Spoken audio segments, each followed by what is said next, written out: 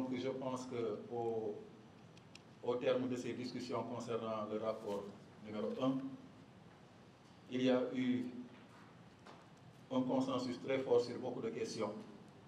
Il y a eu beaucoup d'ajouts très pertinents.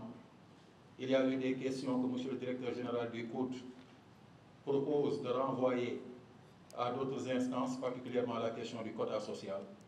M. le recteur a ajouté la question de la taille de l'UCAD qu'il propose de ramener à 70 000. La question des incendies a également été suggérée.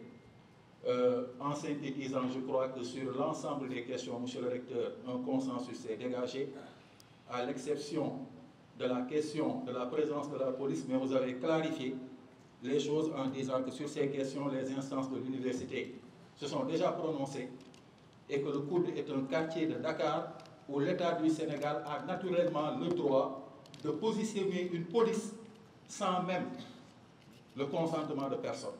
Donc moi je propose que nous puissions passer à la validation du rapport 1.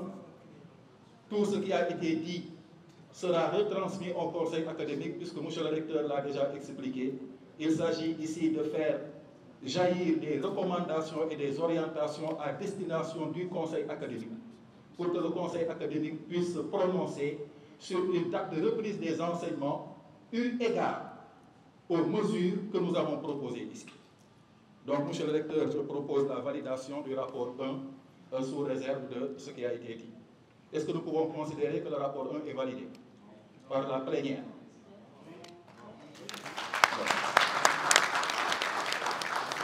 Nous allons donc continuer le programme. On va donner la parole aux deux autres commissions, à la commission numéro 2, à la commission numéro 3. La commission numéro 2. Et je propose que les deux rapports soient lus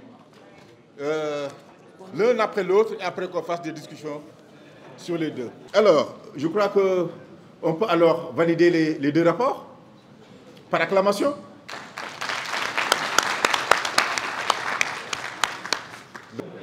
Pendant 2 jours, nous avons réfléchi de manière collective sur un certain nombre de défis qui se posent à l'UCAD et que les événements malheureux que nous avons vécus en juin ont révélé.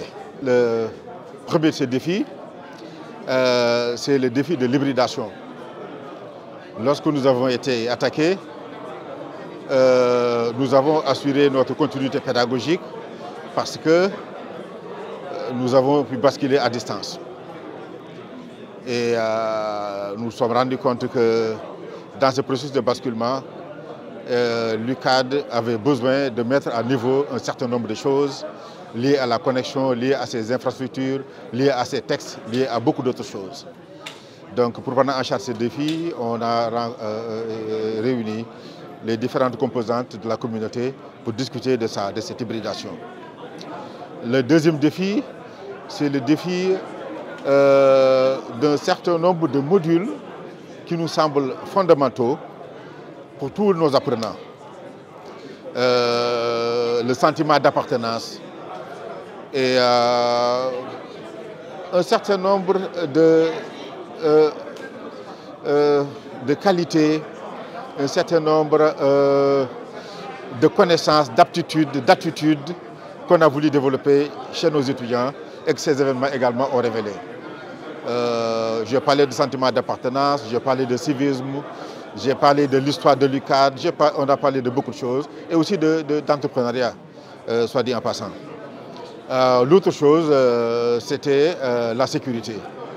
Nous avons pu montrer avec ces événements que le système de surveillance mis en place était un bon système parce qu'on a pu identifier et arrêter la plupart des gens qui étaient impliqués dans le saccage de notre institution.